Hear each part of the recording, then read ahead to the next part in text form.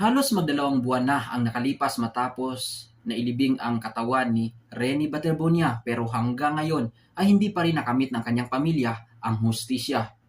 Samantala, usap-usapan sa social media matapos na ilibing ang katawan ni Rene Baterbonia na ang kanyang kwento ay ibabahagi sa MMK or sa Maalaala Mo Kaya.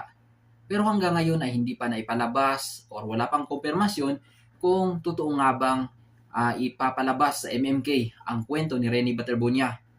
At may mga kwento ring lumabas na bago pa raw ipapalabas sa MMK episode ang kwento ni Rene Baterbonia ay gagawan daw di umano ito ng pelikula. Noong mga nakaraang buwan nga nagkalat sa social media na pumunta si Bibi Gandang Hari sa pamilya ni Rene Baterbonia, di umano siya ang magdidirect at magpo-produce sa pelikula ng buhay ni Rene Baterbonia. May nakita rin akong post sa social media sa isang group na kung sakaling gagawan raw ng pelikula or igawing movie ang talambuhay or kwento ni Rene Baterbonia, fit raw na gaganap bilang Rene Baterbonia ay walang iba kundi ang kapamilya aktor na si Daniel Padilla. Lalo na si Daniel Padilla, ang kanyang ina ay Bisaya, isang waray, at si Daniel Padilla ay magaling na aktor, mahusay sa pag-arte, at katulad ni Rene Baterbonia, mahusay rin maglaro ng basketball si Daniel Padilla. Bagamat hindi pa ito kumpirmado, ito ay haka-haka lamang. Sa bawat tao, may kwentong naghihintay na marinig. May mga pangyayaring nag-iiwan ng bakas hindi lamang sa buhay ng isang tao, kundi maging sa puso ng mga nakasaksi at nakarinig nito. At sa paglipas ng panahon, may ilang kwento na patuloy na binabalikan, hindi dahil sa kasikatan, kundi dahil sa mga aral at inspirasyong iniwan nito. Isa sa mga pangalang muling pinag-uusapan ng ilan ay si Rene Baterbonia. Maraming nagtatanong, paano kung ang kanyang kwento ay maisalin sa isang movie or pelikula? Paano kung ang mga pangyayari sa kanyang buhay ay muling mabuhay sa harap ng milyon-milyong manunood?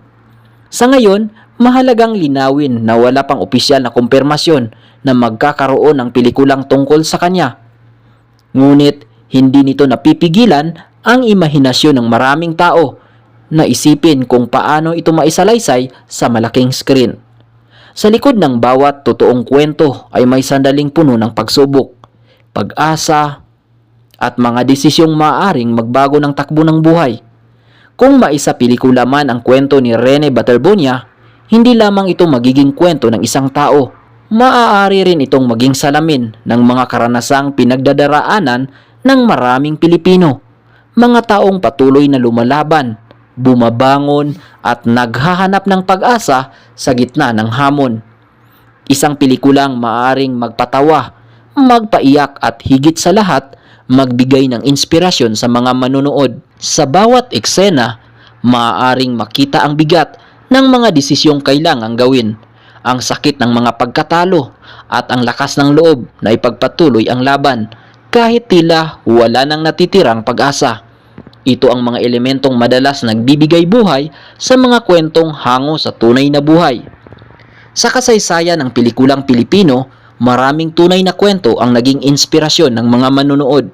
At kung darating ang araw na maisakatuparan ang proyektong ito, isa na naman itong pagkakataon upang maipakita kung paano nahuhubog ang isang tao sa pamamagitan ng kanyang mga karanasan.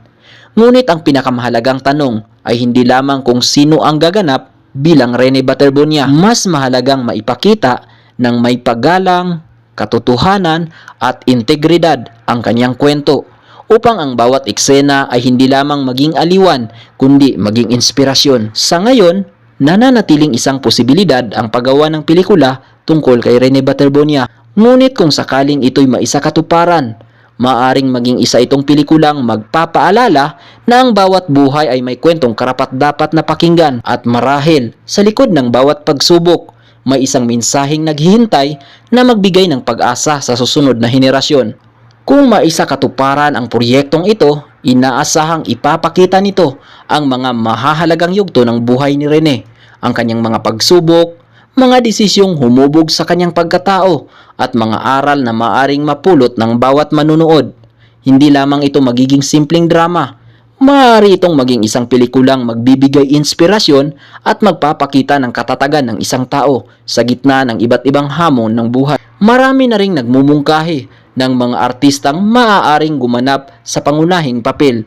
Ngunit sa ngayon, nananatiling haka-haka lamang ang mga ito habang hinihintay kung magkakaroon ng opisyal na proyekto. Kung sakaling matuloy ang pelikula, tiyak na magiging isa ito sa mga inaabangang kwentong hango sa tunay na buhay.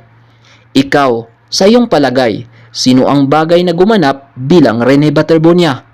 At sa tingin mo ba, handa na bang mapanood ng publiko ang kanyang kwento sa malaking screen? Ibahagi ang inyong opinion sa comment section at huwag kalimutang mag-like, mag-share at mag-subscribe para sa iba't ibang kwentong nagbibigay inspirasyon katulad ni Rene Baterbonia.